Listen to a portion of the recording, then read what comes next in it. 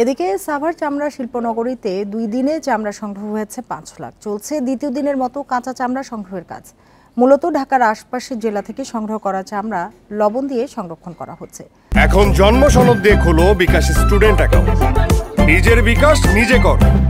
BSCIC chairman জানান, আজ মঙ্গলবার দুপুর পর্যন্ত 5 লাখ চামড়া এসেছে, সন্ধ্যার পর আরও আসবে। সব মিলিয়ে 2 দিনে 6 লাখ চামড়া সংগ্রহ করা হবে। এতে লক্ষ্যমাত্রা পূরণ হবে বলে আশা করেন তিনি। কাঁচা চামড়া সংগ্রহ করার পর আগামী শনিবার থেকে প্রক্রিয়াজাত শুরু করা হবে।